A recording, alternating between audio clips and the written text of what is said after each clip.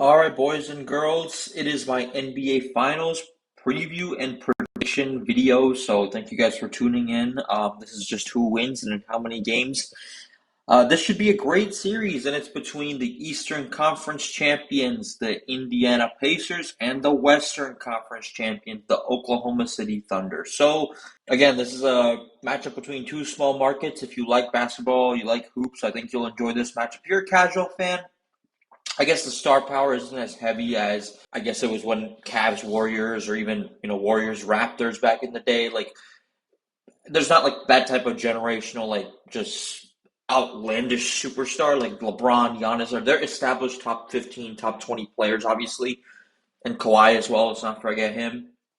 These guys are kind of ascending to their way, and it's going to be very interesting to see who comes out on top. But I think if you like hoops, you'll like this matchup, and I'm looking forward to it as well, even as a general hoops fan who's a little bitter. But let's dive into this matchup, man. But these are the 2025 finals. Obviously, there's not been a repeat Eastern Conference champion since the 2017 to 18 Cavaliers. Oh, but I thought the East was weak.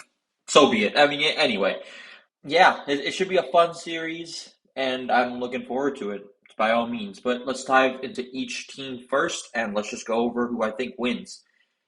So let's start off with the Eastern Conference champions, the Indiana Pacers. They're in the finals for the first time since 2000. They've had a great playoff run, and they just came off a outlandish victory against the New York Knicks, and they went through some of the higher seeded teams like the Bucks, the Cavs, and the Knicks. Their offense, and this is, I guess, not a pun intended, but it's fast and it's got such an incredible pace that I just don't think these three teams have been able to catch up with them yet. Obviously, Tyrese Haliburton, you could argue very well he's a superstar in this league. He's a pass-first point guard, a true point. I guess that's kind of rare in nowadays basketball, but he's a pass-first point guard who can shoot it as well. They've had three impressive, huge come-from-behind victories, one in each series. Most notably, obviously, recently in Game 1. I'd say that was the most craziest, if you will. But around him, also, they got guys like Pascal Siakam, Miles Turner, Andrew Nembhard, they've all stepped up in each of the different series. They're known for shooting a lot of threes, and they play at a very high pace. The issue with them, it's not really an issue, but their defense just isn't as strong as OKC's, and they don't have a proven answer for a player like SGA, and I think that's the main thing. But the thing is, they have a lot more depth than Thunder do, so that's a little bit different, but that's, I guess, a good balancing factor for them. But let's take a look at the Western Conference champions, the Oklahoma City Thunder. They're back in the finals for the first time since 2012. They've looked like the best team in the league all year. Wire to wire is the best team they could be. They won 68 games in the regular season, and they were nearly unbeatable at home and on the road. Their defense is one of the best in the NBA, if not the best. Their offense runs through the MVP of the league, Shai Gilgeous-Alexander, and they were nearly unstoppable pretty much all throughout the playoffs. I mean, they were pretty battle tested. They've been scoring it pretty much all will. They've been able to overcome the 2 years ago defending champion, the Denver Nuggets, who are a tough playoff team. They also have some rising stars like Chet Holmgren, who stretches the floor. They protect the rim as well. They have strong role players like Lou Dort and Jalen Williams, who do all the little things, I guess. The Thunder, they're known for playing fast. They defend hard. They share the ball. They're deep. They're well coached, and they seem to be on a mission. They lost in the Western Conference Finals last year against the Dallas Mavericks, so they're kind of looking to turn that ship back. And I think there's a major step in the right direction, obviously. But they still got 4 more wins to go, and I think some of the rising stars are going to have to help Shai. I don't think it's one series that he's going to be able to win on his own, because the Pacers are a good team, and they're a good team, especially on the road. And the Thunder, it's important for them to have and maintain that home court advantage, because the Pacers, they can easily steal a game, and then boom, it's a new shift back to Indiana, and then the Pacers take care of home court advantage, and then we'll be looking at a pretty good series that goes possibly the distance. Most experts, I would say, are picking the Thunder to win. But some may say it maybe even a sweep, but I would not sleep on Indiana. I mean, others believe that, I think Indiana has enough heart, enough coaching, enough firepower to steal a game or two, and possibly even win this series. They've been underestimated all playoffs long. And I'll tell you, as a Cavs fan, I wouldn't rush. Like, if I was a Cavs fan, I don't really care who wins. I mean, I'm not rushing to root for the Pacers. If I have to pick a team, I guess I'm rooting for OKC, not just because the Pacers beat us, oh, you're bitter. I mean, yeah, I'm salty that it's not the Cavs, but it's also like Shai Gilgeous-Alexander. He has a chance to win his first ring, of course, and all the free throw merchant allegations that you hear, that might be true. But even looking beyond the court, Oklahoma City fans, they deserve a title. I mean, they've not had a title in Oklahoma City. They came close in 2012, but they fell to that Miami Heat team in 2012 with LeBron, Wade, and Bosh. But I will say, like, they are a team of like just that I feel like you may not like them play, but the fans, man, like they deserve it. They deserve it.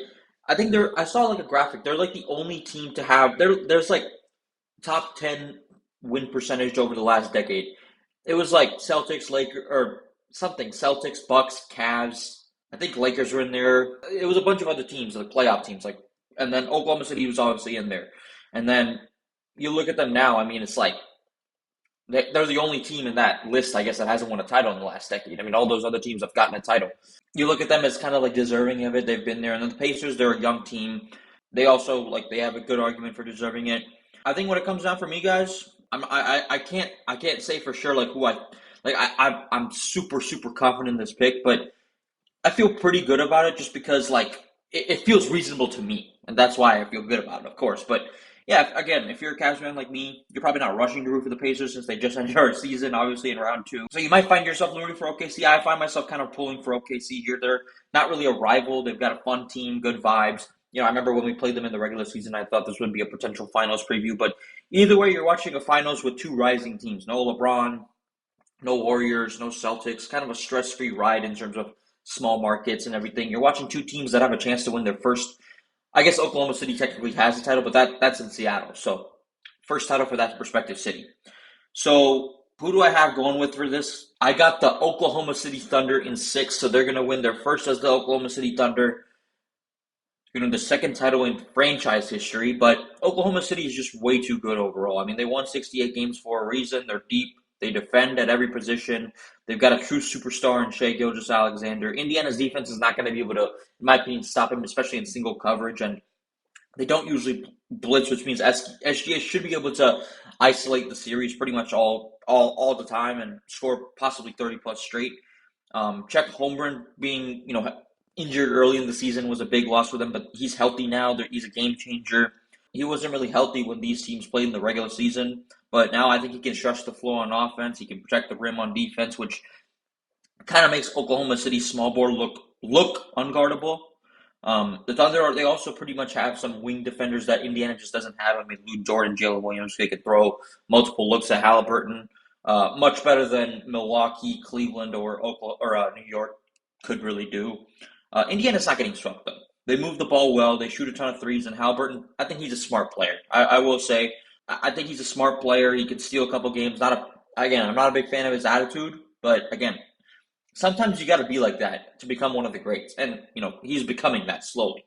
So you got to respect him. You may not like it, but you got to respect it. So I think he's smart enough to steal a couple games with hot shooting, or maybe Rick Carlisle. He's a championship coach. He can surprise Oklahoma City with the lineups, but I think he'll figure something out along with the way. But Oklahoma City has a lot of weapons, a lot of defense, and then I think Shai, it's his chance to shine. So I think the Thunder closed it out in Game 6 in Indiana. Would I be surprised if it goes 7? I would absolutely not be surprised if it goes 7. But that's what I got. Oklahoma City in 6. That's the finals pick for you. Hope you guys have a good one and enjoy basketball because we got at least 4 more games remaining, possibly 7, until the season ends. You guys have a good one, and let's have a great finals, which we haven't had that in a good, what do we have? We had Warriors versus Boston in Game 6. That was good. Haven't had a Game 7 in nearly a decade, so that would be nice. But again, hopefully we're wishing this a good series here. You guys have a good one. Take care.